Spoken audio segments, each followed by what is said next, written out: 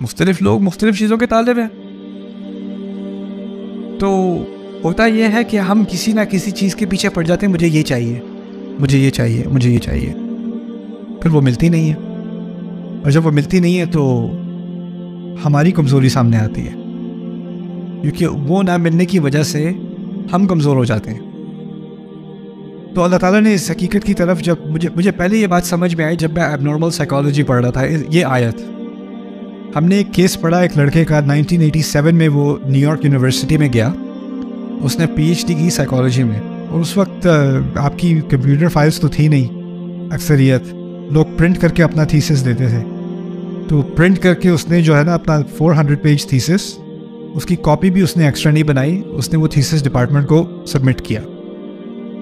Department نے وہ paper گما دیا, اس کے 4 سال کا کام غائب. اس کا ہو گیا پوری طرح سے نروس بریک ڈاؤن بندے کا. وہ New York campus, New York university کے کیمپس میں ایسے ہی پھرتا رہتا ہے. 10-15 سال وہ پھرتا رہا ہے, وہ پھرتا رہتا ہے, کہتا ہے یہاں پر مت جانا, یہ لوگ تمہارا کام چرا لیں گے, یہ سب جھوٹ بولتے ہیں, don't waste your life, don't study here. اور ہر کچھ مہینے بعد اس کو جا کے وہ مینٹل ہاسپٹل میں ایڈمٹ کرتے ہیں, کچھ ہفتے وہ رکھتے ہیں, پھر وہ ریلیز کرتے ہیں. 1-2 مہینے بعد دوبارہ کیمپس پہ آ کے دوبارہ وہ چکر لگانے شروع کر دیتا ہے. وہ کس چیز کا طالب تھا؟ ڈگری کا طالب تھا. جب وہ کام ضائع ہوا, اس کے ثمرات اس کو نظر نہیں آئے, تو وہ خود کلیپس ہو گیا. مطلوب خود چیز وہ ایسی کمزور تھی کہ وہ غائب ہو جائے, اور جب وہ مطلوب غائب ہوئی تو اس کی کمزوری بھی سامنے آ گئی. ضعف الطالب والمطلوب. یہاں کہا یہ جا رہا ہے کہ جب تک میں اور تم کسی کمزور چیز کے پیچھے بھاگیں گے تو ہم بھی کمزور ہی رہیں گے. بات یہ سمجھائی جا رہی ہے. ضعف الطالب, تم لوگ جھوٹے خداؤں کے پیچھے بھاگتے ہو, وہ خدا خود کمزور ہیں, ایک مکھی کا سامنا نہیں کر سکتے, تو پھر اس کی وجہ سے تم خود کمزور ہو. اور اس سے بات ایک مزید بتائی کہ بتوں کی صرف بات نہیں ہے, جس چیز کو بھی تم اپنے سامنے رکھو گے اور کہو گے مجھے یہ چاہیے, اور اس کو تم نے اتنا زیادہ فوکس کر دیا اپنا کہ اور تمہیں کچھ نظر ہی نہیں آ رہا, تو پھر جب وہ چیز تمہارے سامنے نہیں ہوگی تو تمہارے اندر کیا رہ جائے گا؟ آج کل کیا ہو رہا ہے, بہت سارے لوگوں میں اتنی زیادہ شدید ڈپریشن آ رہی ہے. If I don't marry her, I will die. Yeah, if he leaves me, I will be dead. اس قسم کی ذہنیت کیا ہے؟ ضعف الطالب والمطلوب.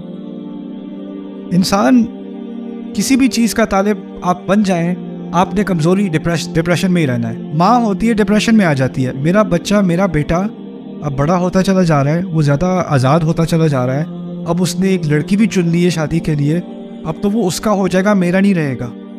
تو ماں کو کمزوری, ڈپریشن, انگزائٹی آنی شروع ہو جاتی ہے, اور پھر وہ اس کو بچے کو دوبارہ اپنی زندگی میں جیسے وہ پہلے تھا, پہلے والے کیوں نہیں ہو جاتے؟ اتنی جلدی میری بات, میں ایک دفعہ کہتی تھی بھاگ کے آتا تھا, جی ماما, اب نہیں آتا, اب تو کال بھی نہیں اٹھاتا, اب تو فون بھی نہیں اٹھاتا, کیا ہو گیا ایسے؟ اب ماں کو ایک انگزائٹی ہو رہی ہے, اس کے اندر ایک کمزوری ہے, اس کو ڈپریشن شروع ہو گئی ہے, اس کو غصہ آنا شروع ہو گیا ہے. اب اس کی ساری کمزوریاں کس لیے؟ کہ جو چیز اس کا مطلوب تھی اس سے دور ہوتی چلی جا رہی ہے. تو اس میں اللہ تعالیٰ یہ بات سکھا رہے ہیں کہ شاید تمہارا مطلوب غلط ہے. دیکھیں اگلی آیت میں اللہ نے یہی بات سکھائی ہے, کہتے ہیں ما قدر اللہ حق قدرہ, انہوں نے اللہ کی ایسی قدر نہیں کی جیسی کہ کرنی چاہیے تھی, جیسے کہ اس کا حق تھا.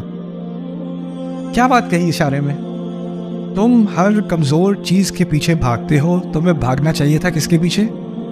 اپنے رب کے پیچھے. اپنے رب کے پیچھے بھاگتے, رستے میں نعمتیں آتی, رستے میں مشکلات بھی آتی, کبھی کبھی وہ نعمتیں تمہارے ہاتھ سے نکل جاتی, کوئی بات نہیں, وہ میرا مطلوب نہیں تھی, وہ نعمتیں تھیں, ان نعمتوں کا میں شکر گزار ہوں, میرا مطلوب میرا رب ہے. رستے میں نعمتیں آئیں گی, وہ میرا مطلوب نہیں بن جائیں گی, ان چیزوں کو میں ان کو پسند بھی کروں گا, ان سے محبت بھی کروں گا, لیکن وہ میرا فائنل مطلوب نہیں ہے. یہ نعمتیں انسان کی نعمت, اولاد کی نعمت, والدین کی نعمت, زوج کی نعمت, دوستوں کی نعمت, پیسوں کی نعمت, رشتوں کی نعمت, یہ ساری نعمتیں جو ہے نا, یہ نعمتیں ہیں, لیکن یہ مطلوب نہیں ہے, یہ اصل گول نہیں ہے. یہ آئیں گی اور یہ جائیں گی.